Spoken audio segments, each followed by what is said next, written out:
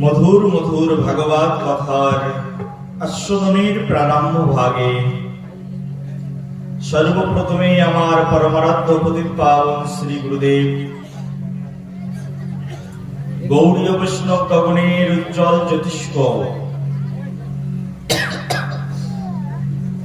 গুরু গৌরাঙ্গ সেবার মুক্তিমন্ত বিগ্রহ নিতাই চাঁদের অপ্রাকৃত করুণায় করুণাসিক্ত হরিনাম চিন্তামণির দিব্য প্রেমে উদ্ভাসিত শ্রীধাম বৃন্দাবনে রাধাকুণ্ড তটে তটস্থিত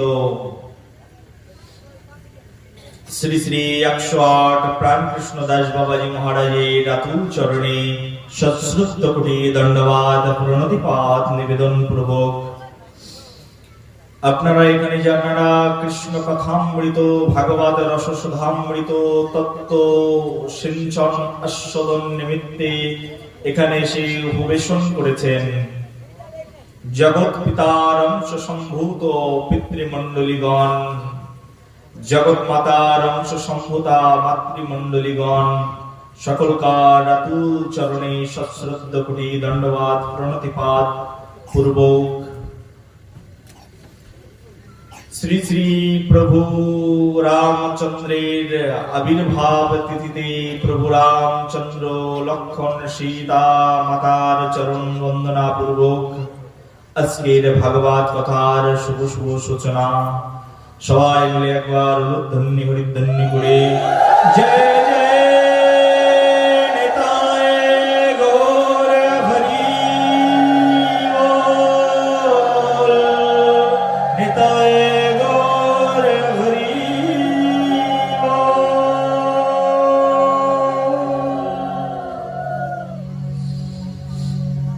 গতদিন আমরা আস্বাদন করেছিলাম, আপনাদের মনে আছে, আমাদের এই জগতের ধন হচ্ছে নিতাই ধন। গতদিন আমরা বলেছিলাম, মনে আছে তো? ধনমোর নিত্যানন্দ পতিমোর গৌরচন্দ্র প্রাণমোর যুগল কিশোর। আমরা ঠিক এই সঙ্গীতের পরের লাইনটা আজকে আস্বাদন করব। প্রেম ভক্তির মহাজন নরোত্তম দাস ঠাকুরের অমৃতময় আস্বাদন। নরোত্তম দাস ঠাকুর মহাশয় প্রেম ভক্তির মহাজন। গৌড়ীয় বৈষ্ণব গগনে গৌড়ীয় বৈষ্ণব সমাজের মধ্যে এমন প্রেম ভক্তির মহাজন আর কেউ নেই নরোত্তম দাস ঠাকুর বিনা। এই প্রেম ভক্তির মহাজন, প্রেম ভক্তির রসসিঞ্চনে যিনি সদা সর্বক্ষণ নিজেকে ডুবিয়ে রাখতেন, নিরত নিয়োজিত রাখতেন, তিনি হচ্ছেন এই নরোত্তম দাস ঠাকুর মহাশয়। তিনি তার পদের মধ্যে কীর্তন করেছেন, ধন মোর নিত্যানন্দ পতি মোর গৌরচন্দ্র, মোর নিত্যানন্দ পতি মোর গৌরচন্দ্র, ধন মোর নিত্যানন্দ পতি মোর গৌরচন্দ্র, মোর নিত্যানন্দ পতি মোর গৌরচন্দ্র, প্রাণ মোর যুগল কিশোর, প্রাণ মোর যুগল কিশোর, প্রাণ মোর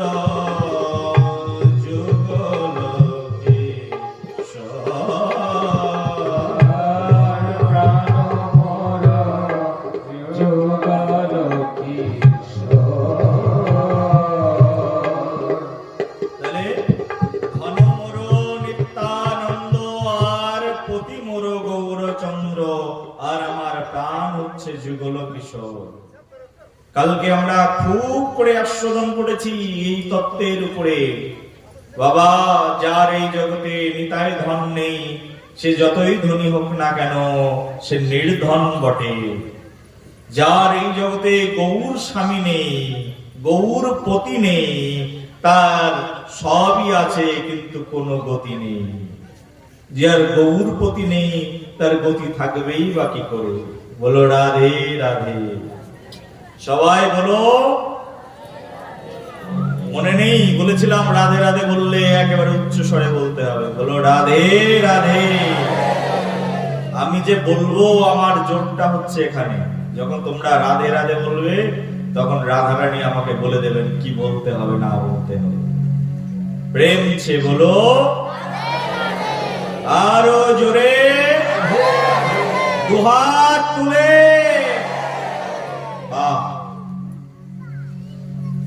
ওই যে ধন মোর নিত্যানন্দ, পতি মোর গৌরচন্দ্র। ধন মোর নিত্যানন্দ, পতি মোর গৌরচন্দ্র। প্রাণ মোর যুগল কিশোর। প্রাণ মোর যুগল কিশোর।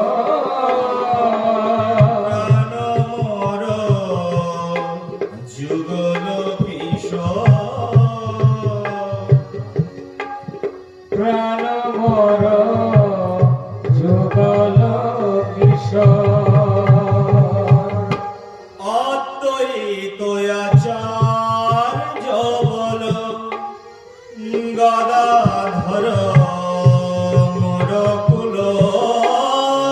অদ্বৈত আচার্য বল গদাধর মোর কুল। আর নরহরি বিলাসই মোর। নরহরি বিলাসই বলছে অদ্বৈত আচার্য হচ্ছে বল, বৈষ্ণব সমাজের বল হচ্ছে অদ্বৈত আচার্য। যদি অদ্বৈত আচার্য না থাকবে, তাহলে কোনো বল থাকবে না। আপনারা দেখেছেন পঞ্চতত্ত্বের ছবি দেখেছেন তো? পঞ্চতত্ত্ব দাঁড়িয়ে আছে, 5 জন দুহাত তুলে দাঁড়িয়ে আছে, দেখেছেন? বাঙালি মানুষ যখন নিশ্চয়ই দেখেছেন, কিন্তু এই 5 জনের তত্ত্ব আমরা সহজে জানি না, জানতে চেষ্টাও করি না। বলছে যদি এই পঞ্চতত্ত্ব না থাকতো, তাহলে এই পঞ্চতন্ত্র জাগতো না। পঞ্চতত্ত্ব আমাদের এই পঞ্চতন্ত্রকে জাগিয়ে রেখেছেন। এই 5 জন সমগ্র জগৎ ব্যাপী হরিনাম লুটে পুটে প্রচার করেছেন, প্রেম সম্পদকে সকলের মাঝখানে বিতরণ করেছেন এই 5 জন। সেই জন্য এই 5 জনকে বলছে পঞ্চতত্ত্ব। 5 জন পঞ্চতত্ত্ব, 5 জনের 5টি তত্ত্ব। দেখুন বাবা, শুধু এই 5টি তত্ত্বকেই যদি আস্বাদন করি না, 5 দিন লেগে যাবে। ভাগবত কথা মাত্র 2 দিন হচ্ছে, আর 5 দিন বাড়িয়ে দিতে হবে এই 5টি তত্ত্বকে আলোচনা করতে গেলে। পঞ্চতত্ত্ব, 5টি তত্ত্ব। পঞ্চতত্ত্ব মানে 5টি তত্ত্ব। তার মধ্যে একেবারে মাঝখানে যিনি দুহাত তুলে দাঁড়িয়ে রয়েছেন, তার নাম হচ্ছে গৌরচন্দ্র, গৌরাঙ্গ ভগবান। তার দক্ষিণে যিনি দাঁড়িয়ে রয়েছেন, তিনি হচ্ছেন নিতাই চাঁদ। আর তার দক্ষিণে যিনি দাঁড়িয়ে রয়েছেন, তিনি হচ্ছেন এই অদ্বৈত আচার্য। আমাদের বৈষ্ণব পদকর্তা বলছেন, এই যে অদ্বৈত আচার্য হচ্ছে আমাদের এই বৈষ্ণব সমাজের সবচেয়ে বড় বল। অদ্বৈত না থাকলে আমরা সব দৈত্য হয়ে যেতাম। বলো রাধে রাধে। যদি কলিযুগে অদ্বৈত না আসতেন, তাহলে আমরা দৈত্য কুলের হয়ে যেতাম। কেউ আর নিত্যানন্দ কুলের থাকতাম না, কেউ আর গদাধর কুলের থাকতাম না, কেউ আর অদ্বৈত কুলেরও থাকতাম না, সব আমরা দ্বৈত হয়ে যেতাম যদি অদ্বৈত না আসতো। তাই অদ্বৈত প্রসঙ্গে বৈষ্ণব পদকর্তা বলছেন, অদ্বৈত আচার্য বল, অদ্বৈত আচার্য বল, গদাধর মোরকুল, অদ্বৈত আচার্য বল, গদাধর মোরকুল, আরে নরহরি বিলাস আর নরহরি বিলাস বলছে অদ্বৈত আচার্য হচ্ছে বল, বৈষ্ণবের বল হচ্ছে অদ্বৈত আচার্য। এই অদ্বৈত ঠাকুর থাকতেন কোথায় জানেন তো? শান্তিপুরে। শান্তিপুরের প্রাণদার হচ্ছেন এই অদ্বৈত ঠাকুর। আপনারা কেউ এখান থেকে যদি শান্তিপুরে যাবেন, নবদ্বীপ যদি ভ্রমণ করতে যাবেন, নবদ্বীপ থেকে আপনারা শান্তিপুরে একবার হলেও যাবেন, কারণ এই শান্তিপুর থেকেই মহাপ্রভুর আগমনের যে ইতিহাস ওখান থেকেই তৈরি হয়েছে। যদি কেউ নবদ্বীপে একবার যাবেন, অবশ্যই একবার শান্তিপুর ঘুরে আসবেন। নবদ্বীপ থেকে শান্তিপুর খুব একটা দূরের রাস্তা নয়, খুব কাছাকাছি আছে। একবার শান্তিপুরে অবশ্যই যাবেন। এই শান্তিপুরের ঠাকুর হচ্ছেন এই অদ্বৈত আচার্য প্রভু। বলছে এই সমগ্র বৈষ্ণব সমাজের বলকে, তো বলছে সমগ্র বৈষ্ণব সমাজের বল হচ্ছে অদ্বৈত আচার্য। কেন? কারণ এই সমাজ একদিন নষ্ট হয়ে যাচ্ছিল, এই সমাজ পুরোপুরি বিলুপ্ত হয়ে যাচ্ছিল। আজকে যে এই কপালে তিলক পরা দুই একজন ভক্তদেরকে দেখতে পাচ্ছেন, এর পিছনে সবচেয়ে বড় অবদান যার, তিনি হচ্ছেন এই অদ্বৈত আচার্য ঠাকুর। যদি অদ্বৈত আচার্য ঠাকুর না আসতেন, এই কপালে তিলক পরা মানুষগুলো আর দেখতে পেতেন না, বৈষ্ণব সমাজ নষ্ট হয়ে যেত। এমন এক সময় এসেছিল এখান থেকে প্রায় 550 বছর পূর্বে, সেই সময়ে মানুষে মানুষে ছিল হানাহানি, সংঘাত, একজন আর একজনকে দেখলেই তুচ্ছ তাচ্ছিল্য করত, নিন্দা করত। ব্রাহ্মণ্যবাদ এমন ভাবে প্রচার হয়েছিল, ব্রাহ্মণ সমাজ সমগ্র জাতিকে নিষ্পেষিত করে ফেলেছিলেন। ব্রাহ্মণদের জন্য দলে দলে শূদ্ররা সব কেউ কেউ ইসলাম ধর্ম গ্রহণ করতে থাকলেন, এক একজন এক একটা ধর্ম তৈরি করলেন। সেই সময় আমাদের সমাজের 13টি অপসম্প্রদায় তৈরি হয়ে গেছিল। সেই 13টি অপসম্প্রদায় তুতাপুরী মহাশয় বলেছেন, এই 13টি অপসম্প্রদায়কে কখনোই তোমরা সঙ্গ করবে না। সেই সময় সকল অপসম্প্রদায় এসে গ্রাস করেছিল পুরো আমাদের এই ভারতীয় বৈষ্ণব সমাজের মধ্যে। পুরো বৈষ্ণব সমাজ উচ্ছেদের পথে। মানুষ, বেশিরভাগ মানুষ তখন শাক্ত হয়ে উঠেছিল, আর শাক্ত হয়ে সবাই ভণ্ডামি করতে শুরু করেছিল। এমন একটা সমাজ তৈরি হয়েছিল সেই সময়। ব্রাহ্মণের নিষ্পেষণে, অত্যাচারে দলে দলে মানুষ অত্যাচারিত হয়ে সমাজ ত্যাগ করতে থাকলো, ধর্ম ত্যাগ করতে থাকলো। মুসলিমরা সাহস পেয়ে গেল। অনেক ইসলাম ধর্ম অবলম্বীরা তারা কি করতো জানো তো? গালের মধ্যে জল ঢুকিয়ে নিয়ে কুলি করে কোনো গৃহবধূর গায়ে ছড়িয়ে দিতেন, আর বলতেন এই গৃহবধূ এখন আমার ঘরের দাসী হয়ে গেছে।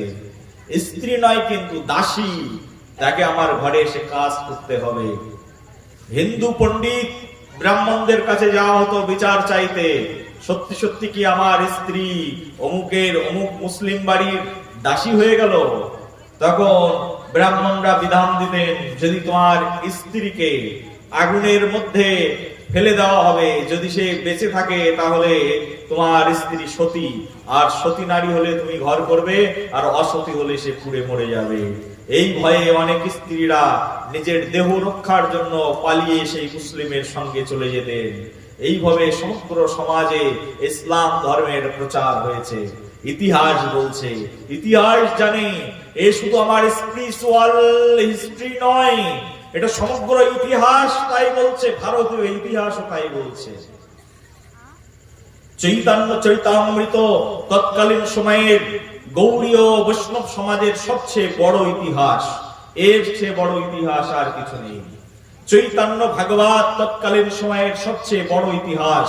পড়ে দেখুন, শ্রী শ্রী চৈতন্য চরিতামৃত রচনা করেছেন কৃষ্ণদাস কবিরাজ গোস্বামী পাদ। তারও আগে রচিত হয়েছে চৈতন্য ভাগবত। এই চৈতন্য ভাগবত হচ্ছে তৎকালীন ভারতের বৈষ্ণব সমাজের একেবারে প্রসিদ্ধ, সবচেয়ে অথেন্টিক একটি ইতিহাস। এই চৈতন্য ভাগবত গ্রন্থ রচনা করেছেন শ্রীপাদ বৃন্দাবন দাস ঠাকুর। তার আগে রচনা হয়েছে চৈতন্য মঙ্গল। এই চৈতন্য মঙ্গল এখানেও অথেন্টিক ভারতীয় তৎকালীন সময়ের বঙ্গদেশীয় ইতিহাসকে বর্ণনা করা হয়েছে। এই চৈতন্য মঙ্গল গ্রন্থটি রচনা করেছেন তৎকালীন সময়ের প্রসিদ্ধ বৈষ্ণব কবি লোচন দাস ঠাকুর। পড়ে দেখুন, সেখানে ইতিহাসে এই সকল কথা পাওয়া যায়। কেমন একটা সময় ছিল সেই সময়, যে দলে দলে মানুষ অন্যান্য ধর্মে ধর্মান্তরিত হয়ে যাচ্ছিল। এমনকি মন্দিরে ঘন্টা বাজত, কালী পূজা হতো, দুর্গা পূজা হতো, শক্তি মাতার উপাসনা হতো, গণেশের পূজা হতো, কার্তিকের পূজা হতো, দেব দেবতার আরাধনা হতো, ইন্দ্রদেবের পূজা হতো। সেই পূজার একটুখানি রাজ তিলক গ্রহণ করবার জন্য শূদ্ররা লাইন দিয়ে দাঁড়িয়ে থাকতেন।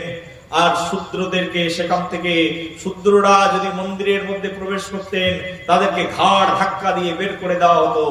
কোনো একজন শূদ্র বংশের মানুষ মন্দিরের সামনে হাত জোর করে দাঁড়িয়ে থাকলে ব্রাহ্মণরা গিয়ে সঙ্গে সঙ্গে গোবর দিয়ে লেপে দিতেন। এই অত্যাচার দেখে শূদ্ররা দলে দলে অন্যান্য ধর্মে ধর্মান্তরিত হয়ে যেতে থাকলেন। তারাই সব আজকের এই জাগ্রত মুসলিম সমাজ যা দেখছেন আপনারা চোখে। তারাই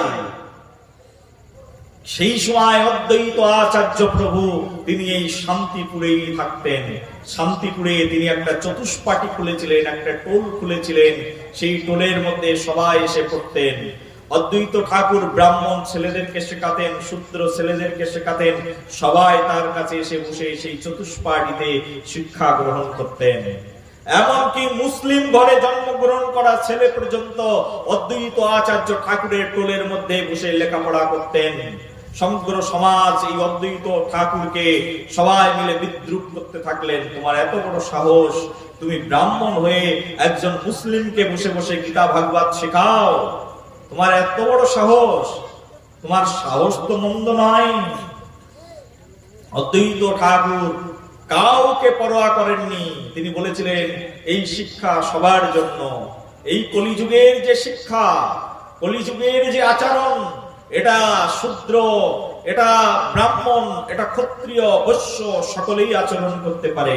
অদ্বৈত ঠাকুর হুঙ্কার দিয়ে তাদেরকে জানিয়েছিলেন, আমার চতুষ্পাটিতে শিখবে, সবাই আসবে, পড়বে আমার কাছে। শিক্ষকের কাছে কে রাজার ছেলে আর কে ভিখারির ছেলে এগুলো বিবেচিত হয় না। শিক্ষক শিক্ষকই হন। অদ্বৈত আচার্য হুঙ্কার দিয়ে সবাইকে জানিয়ে দিয়েছিলেন। এই অদ্বৈত আচার্য ঠাকুরের চতুষ্পাটিতে শান্তিপুরে, সেখানে অধ্যয়ন করতেন একজন মুসলিমের ছেলে, তার নাম ছিল জবন হরিদাস। বলো জবন হরিদাস ঠাকুর কি। এই জবন হরিদাস ঠাকুর, যাকে আমরা নামাচার্য ঠাকুর হরিদাস বলি, এই নামাচার্য ঠাকুর হরিদাস এই অদ্বৈত আচার্য ঠাকুরের টোলের মধ্যে বসে পড়াশোনা করতেন। অদ্বৈত প্রকাশ নামক একটি গ্রন্থ রয়েছে, যেটি অদ্বৈত ঠাকুরের একটি ছেলে, নাম হচ্ছে ঈশান নাগর, তিনি তার কলম দিয়ে এই অদ্বৈত প্রকাশ গ্রন্থ লিখেছেন। আর সেই অদ্বৈত প্রকাশ গ্রন্থের মধ্যে তিনি স্পষ্ট ভাষায় বর্ণনা করে জানিয়েছেন হরিদাস ঠাকুরের মহিমা। এই নামাচার্য ঠাকুর হরিদাস তিনি বুড়ুন গ্রামে জন্মগ্রহণ করেছিলেন। বুড়ুন গ্রামেতে জন্মিলেন ঠাকুর হরিদাস। সেই ভাগ্যে সেসব দেশে কীর্তন প্রকাশ শ্রী শ্রী চৈতন্য চরিতামৃতে কৃষ্ণদাস কবিরাজ গোস্বামীর কলম। বলছেন অদ্বৈত ঠাকুর তার কোলে যে পড়তেন হরিদাস ঠাকুর, এই হরিদাস ঠাকুরের জন্ম কোথায়? বলছে বুড়ুন গ্রাম। বুড়ুন গ্রামেতে জন্ম ঠাকুর হরিদাস। দেখুন কত বড় কথা। বলছে হরিদাস ঠাকুর জন্মগ্রহণ করেছিলেন বুড়ুন গ্রামে, তার জন্য কি উপকার হয়েছে? বলছে এই বুড়ুন গ্রামের আশেপাশে যত মানুষ আজ কৃষ্ণ ভক্ত হয়েছে বাংলার মধ্যে, এই বুড়ুন গ্রামটা হচ্ছে একেবারে উত্তর 24 পরগনা ডিস্ট্রিক্টের মধ্যে। আমাদের যে উত্তর 24 পরগনা ডিস্ট্রিক্ট, এটা বৃহত্তর উত্তর 24 পরগনা ডিস্ট্রিক্টের মধ্যেই হচ্ছে বুড়ুন গ্রাম। এখন এই উত্তর 24 পরগনা ডিস্ট্রিক্টটাকে ভাঙা হয়েছে, ভেঙে একটা বাংলাদেশ বানানো হয়েছে। সেই বাংলাদেশের মধ্যে সেই বুড়ুন গ্রামটা পড়ে গেছে। কিন্তু পূর্বে বাংলাদেশের যে অঞ্চলের মধ্যে বুড়ুন গ্রামটা ছিল সেটা ছিল উত্তর 24 পরগনা ডিস্ট্রিক্ট। সেটা ভক্তি রত্নাকার গ্রন্থের মধ্যে স্পষ্ট ভাষায় লেখা রয়েছে। এই বুড়ুন গ্রামেতে জন্মিলেন ঠাকুর হরিদাস। এই বুড়ুন গ্রামের মধ্যে হরিদাস ঠাকুর জন্মগ্রহণ করেছেন। সেই ভাগ্যে সে সকল দেশে কীর্তন প্রকাশ। বুঝলেন না তো কথাটা? ভালো করে আস্বাদন করুন, ভালো করে শুনুন। বলছে কোন গ্রামের মধ্যে, কোন এলাকার মধ্যে যদি একজন বৈষ্ণব জন্মগ্রহণ করে, ওই বৈষ্ণবের প্রভাবে, ওই বৈষ্ণবের শুদ্ধতার প্রভাবে, ওই বৈষ্ণবের সংস্পর্শ প্রভাবে ওই অঞ্চলের হাজার হাজার মানুষ কৃষ্ণ প্রেম লাভ করে যায়। বলো নিতাই গৌর হরি বল। একজন যদি গ্রামের মধ্যে কৃষ্ণ ভক্ত হয়, তার স্পর্শে হাজার জন কৃষ্ণ প্রেম লাভ করে। শুনেছ কথা? বলি চন্দন গাছ দেখেছো কেউ? চন্দন গাছ, এই চন্দন গাছ না, তোমার বাড়িতে একটা চন্দন বৃক্ষ লাগাও। এই চন্দন বৃক্ষর পাশ দিয়ে 8-10টা আম গাছ, কাঁঠাল গাছ, লিচু গাছ, যা গাছ পারো লাগিয়ে দাও। চন্দন গাছটা যদি বড় হয়ে যায় না, ওই বাগানের পাশ দিয়ে যখন যাবে আম কাঁঠালের গন্ধ পাবে না, ওই বাগানের পাশ দিয়ে যখন যাবে তখন চন্দনের গন্ধই পাবে। বলো রাধে রাধে। প্রেম ছে বলো। কোন জঙ্গলের মধ্যে যদি একটা চন্দন গাছ থাকে না, মানুষকে পরিচয় করাতে হয় না চন্দনকে, ওই পুরো জঙ্গলটা চন্দনের গন্ধে একেবারে আমোদিত হয়ে যায়। আশপাশ দিয়ে মানুষ যখন হেঁটে যায় তখন মনে করে যে চন্দন বৃক্ষ নয়, চন্দনের বন দিয়ে হেঁটে যাচ্ছি। কিন্তু সেখানে চন্দন গাছ কিন্তু একটি, কিন্তু সমগ্র জঙ্গলটাই চন্দনের গন্ধে আমোদিত হয়ে যায়। চন্দনের কি দুর্দান্ত গন্ধ, যার সৌরভ বিতরণে সকলের হৃদয় মন আমোদিত হয়ে যায়। তেমনি ভাবে কোন গ্রামের মধ্যে যদি একজন শুদ্ধ বৈষ্ণব জন্মগ্রহণ করেন, একজন প্রেমময়ী ভক্ত জন্মগ্রহণ করেন, একজন কৃষ্ণ ভক্ত জন্মগ্রহণ করেন, তাকে সবাইকে ডেকে ডেকে পরিচয় করাতে হয় না, এসো দেখে যাও এই গ্রামে কৃষ্ণ ভক্ত আছে। একজন কৃষ্ণ ভক্ত থাকলে তার কল্যাণে ওই গ্রাম শুদ্ধ মানুষ কৃষ্ণ ভক্তে পরিণত হয়ে যায়। বলো রাধে রাধে। দেখুন না আপনারা আজকে এখানে কত ভক্ত একত্রিত হয়ে বসে ভাগবত কথা শ্রবণ করছেন। আমি এখানে আসার আগে কেউ আমাকে চিনতেন না। ওই যে 2-1 মানুষ যাদের ভিতরে একটু কৃষ্ণ অনুপ্রেরণা দিয়েছেন, যাদের মধ্যে রাধারানী একটু অনুপ্রেরণা দিয়েছেন, তারা এই ভাগবত কথার আয়োজন করেছেন। এই ভাগবত কথার সুবাদে আজকে গ্রাম শুদ্ধ মানুষ এখানে এসে উপনীত হয়েছেন। এটাই হচ্ছে বৈষ্ণব করুণার ফল। কোন গ্রামের মধ্যে একজন যদি কৃষ্ণ ভক্ত হয় না, তার সংস্প্রভাবে অন্যরাও আস্তে আস্তে সেই কৃপা পেতে থাকে, কৃপা পেতে থাকে। কিন্তু আমাদের বুদ্ধি ভ্রষ্ট হয়ে গেছে, তো আমরা সেটা সহজে বুঝতে পারি না। বলো রাধে রাধে। সবাই বলো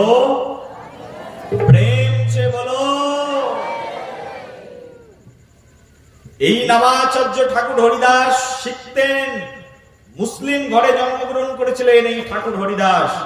হরিদাস ঠাকুরের বাবার নাম ছিল খানাউল্লাহ কাজী। জবনকুলেতে জন্ম ঠাকুর হরিদাস, জবনকুলে জন্মগ্রহণ করেছিলেন, মুসলিম ঘরে জন্মগ্রহণ করেছিলেন। এই হরিদাস ঠাকুর সাধারণ কেউ নন, তিনি পূর্বকালের সেই দাপর লীলার স্বয়ং ব্রহ্মা। যে ব্রহ্মা ভগবান শ্রীকৃষ্ণকে সল করেছিলেন, সেই ব্রহ্মাই এই যুগে, এই কলি যুগে তিনি জবন হরিদাস হয়ে এই বরুণ গ্রামে জন্মগ্রহণ করেছেন। ব্রহ্মাই হচ্ছে হরিদাস।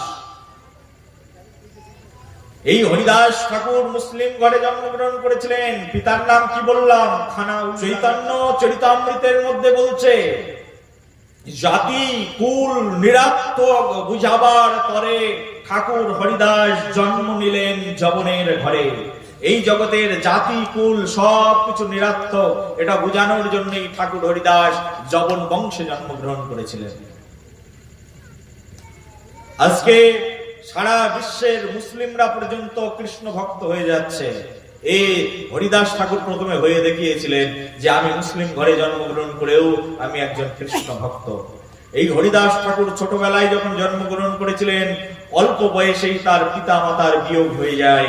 হরিদাস ঠাকুর 5 বছর বয়স পর্যন্ত শুধু দুধ খেয়েছিলেন, গরুর দুধ খেয়ে জীবিত ছিলেন 5 বছর বয়স পর্যন্ত। এই হরিদাস ঠাকুর 5 বছর বয়সে বরুণ গ্রাম থেকে শান্তিপুরে এসেছিলেন। অদ্বৈত প্রভুর কাছে বসে বসে তিনি এই ভাগবতীয় শিক্ষা শিখেছিলেন। তৎকালীন সময়ে এরকম চতুষ্পাঠী ছিল, টোল ছিল, সেই চতুষ্পাঠীর মধ্যে এই ভাগবতীয় শিক্ষা প্রদান করা হতো। বাবা, অনেক আনন্দের বিষয়, আমার একটা ছোট্ট মন্দির রয়েছে আমাদের এই উত্তর 24 পরগনা ডিস্ট্রিক্টের মধ্যে। ওখানেই না আমরা একটা চতুষ্পাঠী খুলেছি। ওখানে প্রত্যেক সপ্তাহে ভক্তরা আসেন শিখবার জন্য। আমার লেখা একটা বইও আছে চতুষ্পাঠী। দুর্ভাগ্যের বিষয় আমি সাথে করে নিয়ে আসিনি, আমি জানতাম না এরকম বাঙালিরা আছে তারা পড়তে পারবে, তাহলে আমার সঙ্গে অনেক বেশি ভক্ত আসেনি, না হলে কিছু চতুষ্পাঠী গ্রন্থ আনতে পারতাম। চতুষ্পাঠী গ্রন্থের নামই চতুষ্পাঠী। আমরা একটা চতুষ্পাঠী খুলেছি, সেখানে ছেলে মেয়েরা আসে শিখতে, বৃদ্ধরাও শিখতে আসে, মায়েরাও শিখতে আসে, সবাই মিলে সেখানে এসে ভাগবতীয় শিক্ষা গ্রহণ করে। চতুষ্পাঠী। এই চতুষ্পাঠী পূর্বে অদ্বৈত আচার্য ঠাকুর এই শান্তিপুরে প্রতিস্থাপন করেছিলেন। এই শান্তিপুরে এই মুসলিম ছেলেটা বসে বসে চতুষ্পাঠীতে ভাগবতীয় শিক্ষা শিখতেন। এনার নাম হচ্ছে হরিদাস ঠাকুর। এই অদ্বৈত আচার্য ঠাকুর এমনই একজন ব্যক্তিত্ব ছিলেন যিনি হুঙ্কার দিয়ে সমগ্র বিশ্ববাসীকে ত্রাস লাগিয়ে দিয়েছিলেন।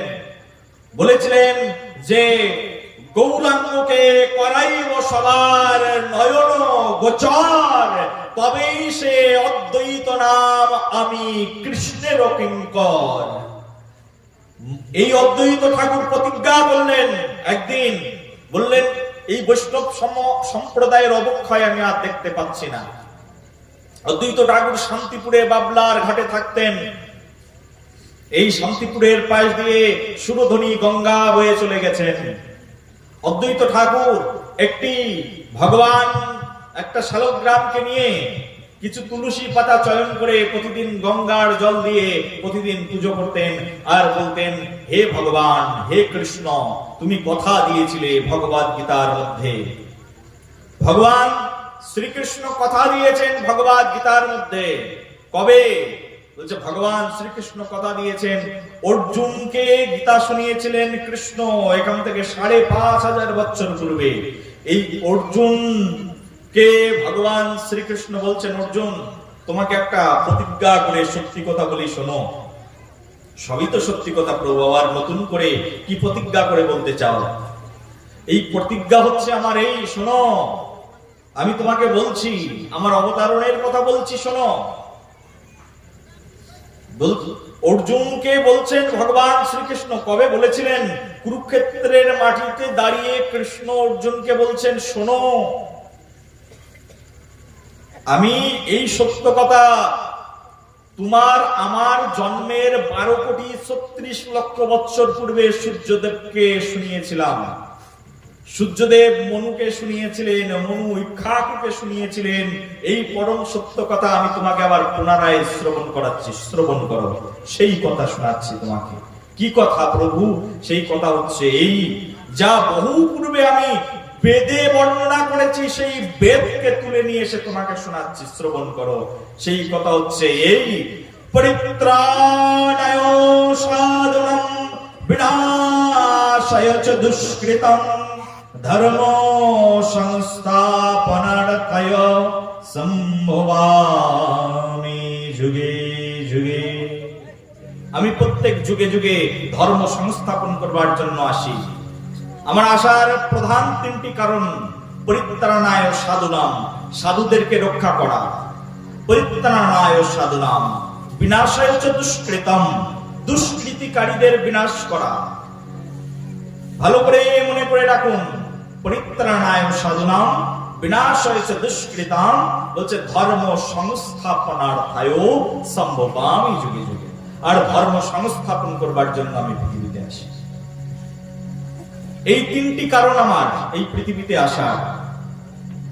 অদ্বৈত আচার্য এখন ওই শান্তিপুরে বাবলার ঘাটে বসে বসে বলছেন, প্রভু তুমি প্রতিজ্ঞা করেছিলে, তুমি ভুলে যেতে পারো কিন্তু আমরা ভুলি না। তুমি গীতার মধ্যে প্রতিজ্ঞা করেছো, তুমি বলেছো যখনই অধর্ম আসবে, ধর্মের গ্লানি হয়ে যাবে, তখন তুমি আসবে। দেখো এখন কোনো ধর্মই নেই। শাক্ত শৈব গানপত্য গণেশের ভক্তরা শাক্তের মন্দিরে যায় না, শাক্তরা বৈষ্ণবের মন্দিরে যায় না। একজন আর একজনকে দেখলে গালিগালাজ করে, একজন আর একজনকে দেখলে নিন্দা কীর্তন করে। এ কোন সমাজে পরিণত হয়েছে? হে প্রভু, তুমি এসে আবার পুনরায় ধর্মকে সংস্থাপন করো। দলে দলে মানুষ ইসলাম ধর্ম গ্রহণ করছে, দলে দলে মানুষ ধর্মান্তরিত হয়ে যে যেমন দল পাচ্ছে তেমন দল গঠন করছে। হাজারো হাজারো অপসম্প্রদায় তৈরি হয়েছে। তৎকালীন সময়ে 13টা অপসম্প্রদায় প্রসিদ্ধ এখনো পর্যন্ত এই বৈষ্ণব সমাজের মধ্যে তারা মিশে রয়েছে।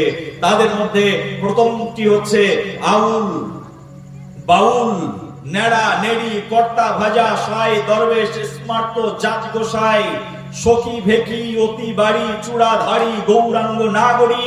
প্রভু কহে এ 13র সঙ্গ না করি। প্রভু বললেন এই 13টা সম্প্রদায়ের সঙ্গ করবে না, তোমার ভক্তি নষ্ট হয়ে যাবে। দেখতে বৈষ্ণবের মতো কিন্তু প্রকৃত বৈষ্ণব তারা নয়। দেখতে মনে হবে একদম পুরো বৈষ্ণব দাঁড়িয়ে রয়েছে। মাকাল ফল দেখতে কেমন বলো তো বাবা? মাকাল ফল দেখেছো? মাকাল ফল দেখতে কত সুন্দর। মাকাল ফলটাকে তুমি দ্বিখণ্ডিত করবে খাওয়ার জন্য, দেখবে তা দিয়ে দুর্গন্ধ বেরোচ্ছে, এত পচা গন্ধ বেরোচ্ছে, খাওয়ার অনুপযোগী। দেখলেই মনে হবে পরম বৈষ্ণব, একদম কপালে তিলক পরা। কিন্তু ব্যাগের মধ্যে সার্চ করে দেখবে একটা মদের বোতল রয়েছে, কিন্তু তিলক পরা বৈষ্ণব। একেবারে কাঁচা দিয়ে ধুতি পড়েছে, মাথায় লম্বা করে টিকি রেখে দিয়েছে মাথায়, কিন্তু ওদিকে মনে মনে তার কামনা বাসনার 16 তলায় পরিপূর্ণ। এরকম বৈষ্ণব প্রচুর দেখা যায়। তৎকালীন সময় এই সকল অপসম্প্রদায়ে ভরে গিয়েছিল।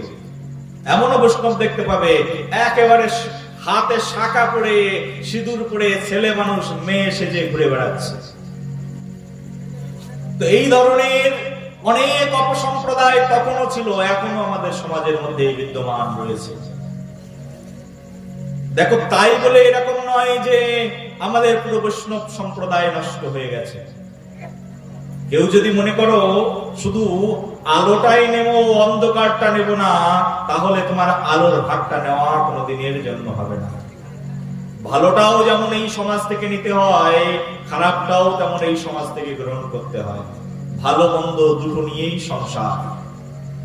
তুমি একটা মেডিসিন খেয়ে নিলে, বর্তমান যুগের অ্যালোপ্যাথিক যে ঔষধ, একটা মেডিসিন খেয়ে নিলে একটা রোগ সেরে যাবে, তো আর একটা রোগ তোমার জীবনে চলে আসবে। তুমি কি মনে করছো সব কিছু নিরাময় হয়ে যাবে? একটা চলে যাবে তো একটা চলে আসবে। সেই জন্য ভালো মন্দ দুটোকেই আমাদেরকে গ্রহণ করতে হয়। আমাদের সম্প্রদায় সমাজটা হচ্ছে এরকম। অদ্বৈত আচার্য সেই সময় মহাপ্রভুকে ডেকে ডেকে বলেছিলেন, প্রভু তুমি এসে এই সম্প্রদায়কে রক্ষা করো। প্রতিদিন অদ্বৈত আচার্য ঠাকুর ওই বাবলার পাড়ে বসে বসে কাঁদতেন, প্রতিদিন কাঁদতেন, প্রতিদিন ডাকতেন, প্রতিদিন ডেকে ডেকে বলতেন, প্রভু এসো, প্রভু এসো, প্রভু এসো, তোমাকে আসতেই হবে। মহাপ্রভুর তিন ধরনের পার্শ্বদ রয়েছে। ভগবান যখন পৃথিবীতে আসেন তখন তার তিন ধরনের পার্শ্বদ থাকে। কান খুলে শুনে নাও মায়েরা, তিন ধরনের পার্শ্বদ ভগবানের। একটা হচ্ছে ভগবানের অগ্রজ পার্শ্বদ, যারা ভগবানের আগে আসেন। একটা হচ্ছে ভগবানের সপর্ষদ, যারা ভগবানের সঙ্গে আসেন। একটা হচ্ছে ভগবানের অনুজ পার্শ্বদ, ভগবান চলে যাওয়ার পরে তারা আসেন, এসে তার অসম্পূর্ণ কাজকে করে দেন, তাদেরকে বলে ভগবানের অনুজ পার্শ্বদ। বলো রাধে রাধে, প্রেম সে বলো আরো জোরে। এই অদ্বৈত আচার্য ঠাকুর ওই বাবলার পাড়ে পড়ে পড়ে ডাকছেন, প্রভু এসো, তোমাকে আসতেই হবে, তুমি কথা দিয়েছিলে, আর আমি তোমাকে ডাকছি, তুমি দেখতে পাচ্ছ। নাহাম তিষ্ঠামি বৈকুণ্ঠে যোগিনাম হৃদয়েনা চ মদ ভক্ত যত্র গন্ত্রী তত্র তিষ্ঠামি হে নারদঃ। তুমি বলেছিলে যেখানে তোমার ভক্ত তোমার গুণকীর্তন করে তুমি সেখানে নাকি এসো। তোমার গুণকীর্তন আমি এই বাবলার পাড়ে বসে বসে করছি, তোমাকে আসতে হবে। আর আমি অদ্বৈত, আমি প্রতিজ্ঞা করছি তোমাকে করাইব সবার নয়ন গোচর, তবেই সে অদ্বৈত নাম। আমি বৈষ্ণব, আমি কৃষ্ণের কিঙ্কর। যদি তোমাকে আমি পৃথিবীতে না আনতে পারি, আমি কৃষ্ণের কিঙ্কর নই, আমি কৃষ্ণের ভক্ত নই। আমি প্রতিজ্ঞা করলাম তোমাকে আনবই, এসো। অদ্বৈত আচার্য এমন হুঙ্কার দিলেন, স্বয়ং ভগবান শ্রীকৃষ্ণ গোলকে আর থাকতে পারলেন না। সেই গোলক ভেদে, গোলক ভেদ করে সেই পরব্রহ্ম পরম তত্ত্ব তেনে ব্রহ্মা ঋতজ আদি কবয়ে মুজ্জন্তি যত সূরয়া তেজবারি মৃদাম যথা বিনিময় ত্রিসর্গহ মৃষা ধামনাসন সদা নিরস্ত কুহকাম। সেই পরম সত্য, পরম ধীমহি, সেই পরম সত্য, সেই পরব্রহ্ম ধাম থেকে তিনি নেমে আসলেন। আর নেমে যখন আসলেন, সেই পরম প্রভু শ্রীকৃষ্ণ এবার হাতে বাঁশি আনতে ভুলে গেছেন। এখন ভগবান সেই অদ্বৈত আচার্য প্রভুর হুঙ্কারে, অদ্বৈত আচার্য প্রভুর আরাধনায়, অদ্বৈত আচার্য প্রভুর প্রার্থনায় ভগবান সেই বৈকুণ্ঠ থেকে নেমে আসলেন। আর ভগবান যখন সেই বৈকুণ্ঠ থেকে নেমে আসলেন, তখন ভগবান দুহাত উঁচু করে এইভাবে আসলেন, তখন তার নাম হয়ে গেল গৌরাঙ্গ ভগবান। বলে গৌরাঙ্গ ভগবান কি, বলো নিতাই চাঁদ প্রভুকে, নিতাই গৌর শীতনাথ প্রেমানন্দে হরি হরি বল। সেই অদ্বৈত আচার্য, যার হুঙ্কারে স্বয়ং ভগবান পৃথিবীতে আসেন, সেই হচ্ছে আমাদের অদ্বৈত আচার্য প্রভু। শান্তিপুরে থাকতেন। যদি এহেন অদ্বৈত প্রভু না আসতেন, এই জগৎ এতদিন অন্ধকারে নিমজ্জিত থাকতো, বৈষ্ণব সমাজ থাকতো না। বৈষ্ণব সমাজের রক্ষক, বৈষ্ণব সমাজের ধারক, বৈষ্ণব সমাজের বাহক এই অদ্বৈত আচার্য প্রভু। তাই আমাদের নর্তম দাস ঠাকুর মহাশয় প্রেম ভক্তির মহাজন কীর্তন করে এখানে বলছেন, দেখুন, অদ্বৈত আচার্য বলো গদাধর মোর কুল, অদ্বৈত আচার্য,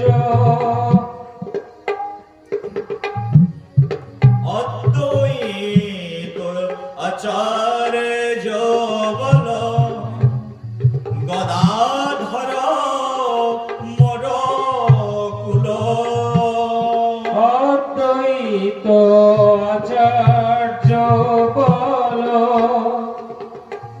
গদাধর মোর কুল, নর হরি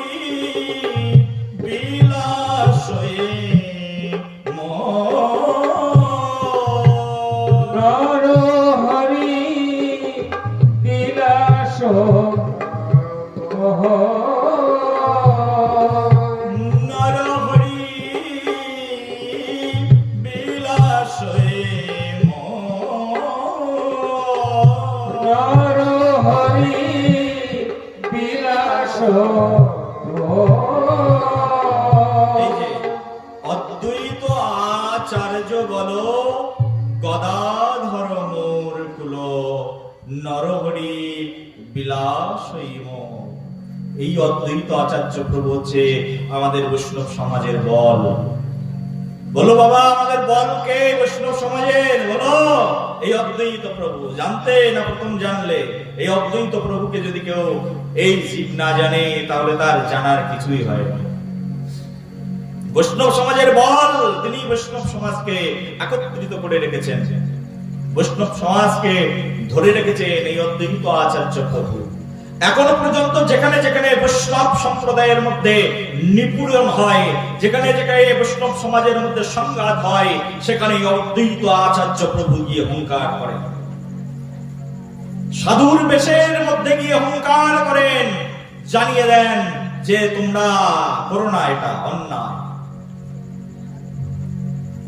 যেখানে যেখানে প্রতিবাদী কণ্ঠে সাধুরা ভাগবতের দিব্য রসধারা কীর্তন করছেন, মনে করবে অদ্বৈত প্রভু তার মধ্যেই বিদ্যমান রয়েছে। অদ্বৈত প্রভু এখন পর্যন্ত যান প্রত্যেকের ঘরে ঘরে বৈষ্ণব সমাজকে একত্রিত করবার জন্য, বৈষ্ণব সমাজকে সুসংহত করবার জন্য, বৈষ্ণব সমাজকে ধরে রাখবার জন্য। বাবা, যদি বৈষ্ণব না থাকে তাহলে সব ধ্বংস হয়ে যাবে। বিষ্ণুর উপাসক যদি না থাকে তাহলে সেদিন মনে করো ঘোর কলি চলে এসেছে।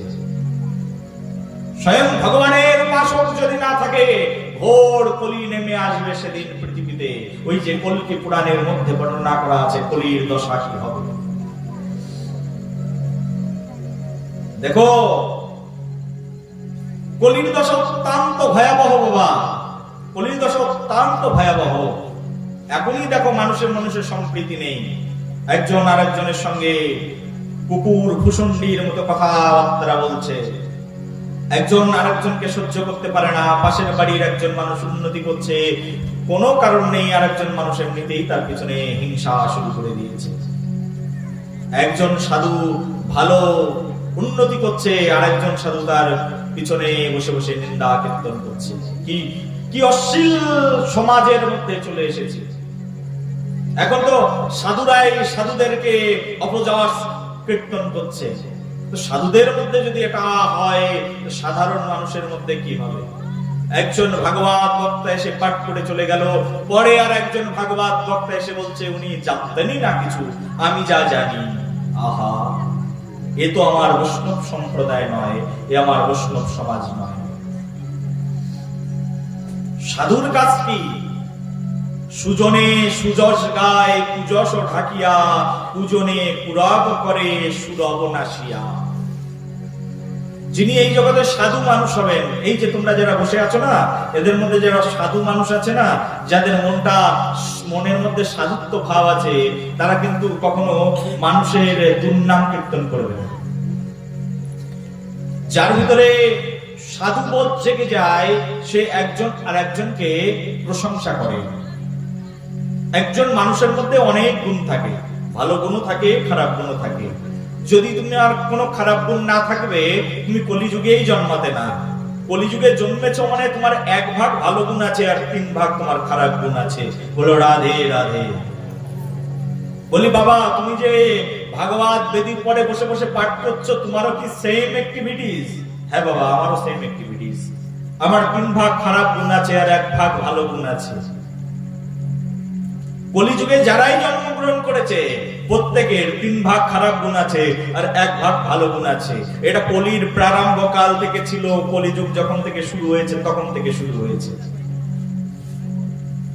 পরীক্ষিতের রাজসভা থেকে যখন এই কলিযুগ শুরু হলো, তখন থেকেই মানুষের ভিতরে শুরু হয়ে গেছে পাপ প্রবণতা। 3 ভাগ খারাপ সবার মধ্যে রয়েছে, 1 ভাগ ভালো রয়েছে তার মধ্যে। কিন্তু যিনি সাধু ব্যক্তি, তিনি কি করেন? সাধু ব্যক্তি এই খারাপ মানুষের মধ্যে অনেক ভালো গুণ আছে, সেই ভালো গুণগুলো খুঁজে বের করে নিয়ে এসে সেগুলোকে কীর্তন করেন। যারা অসাধু ব্যক্তি আছে, যারা আসরিক স্বভাব সম্পন্ন আছে, তারা ওই খারাপ গুণগুলো নিয়ে সদা সর্বক্ষণ কীর্তন করতে থাকেন যে ওই ব্যক্তি খারাপ, ওই ব্যক্তির এই গুণ, এই গুণ, এই গুণ। এটাই হচ্ছে আমাদের সমাজ, যেটা চলতে থাকবে। তুমি কাউকে নিষেধ করেও পারবে না, কিন্তু একটা জিনিস পারবে, সেটা কি? এই যদি ভাগবত কথা হয়, এই কালচার থাকবে আমাদের মধ্যে। পরনিন্দা, পরচর্চা, পরের সমালোচনা, পরের দোষ ত্রুটি দেখা, পরকে নিন্দিত করে রাখা, তার প্রতি হিংসা করা, বিদ্রুপ করা থাকবে। 4,32,000 বছর থাকবে, শুনে রাখো। 4,32,000 বছর থাকবে এই বস্তু। যত দিন যাবে তত আরো বেশি শ্রেয়াস হবে। একটা দিন তোমার সামনে থেকে চলে যাচ্ছে, মনে করো আরো হিংস্রতা তোমার জীবনের দিকে এগিয়ে আসছে। যত দিন যাচ্ছে তত হিংস্রতা, তত ক্ষিপ্রতা তোমার দিকে এগিয়ে আসছে। যত দিন যাবে তত দিন খারাপ আসবে। যত দিন যাবে তত ধর্ম নষ্ট হতে থাকবে। এই ধর্মের এই প্রচার 10,000 বছর চলবে। কত বছর চলবে? 10,000 বছর। ভাগবত মহাপুরাণের মধ্যেই বর্ণনা করা আছে। এই যে আমাদের এই ভাগবতীয় প্রচার এই যে চলছে, এই ভাগবতীয় প্রচার কলিযুগের শুরু থেকে 10,000 বছর চলবে। এখন কত বছর হয়ে গেছে বাবা?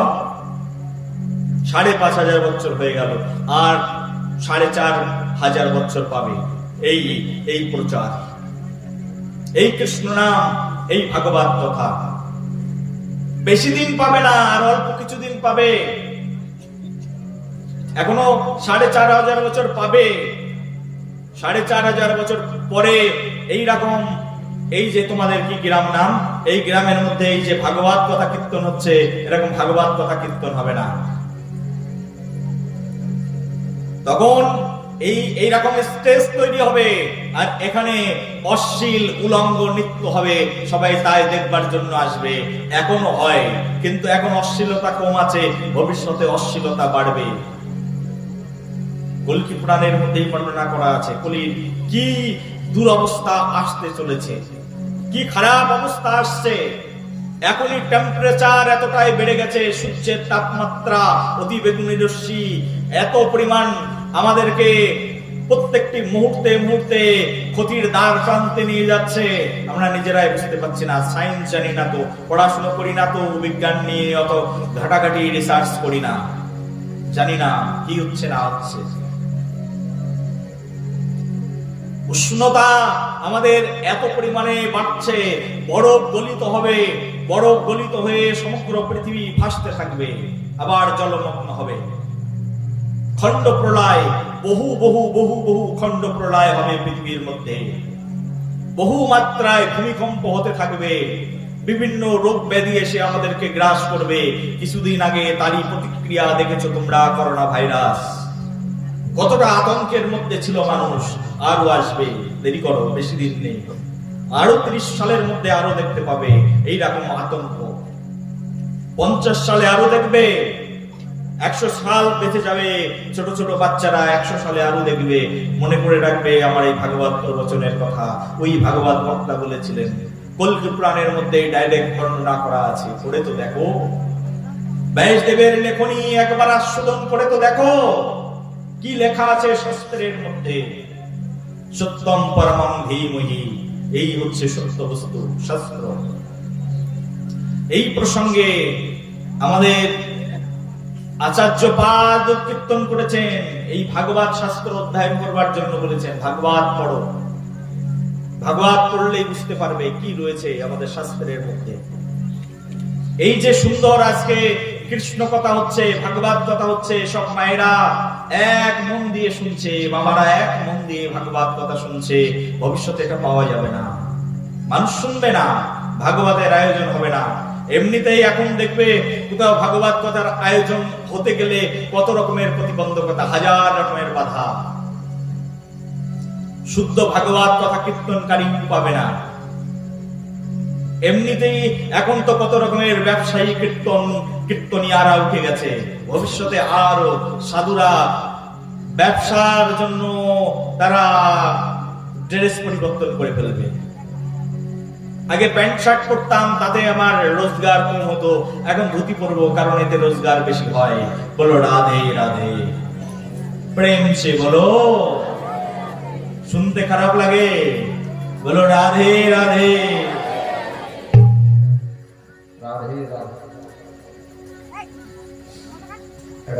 সম্প্রদায় সুসংহতি নষ্ট হয়ে যাবে, কলিযুগের এমন অবস্থা হবে।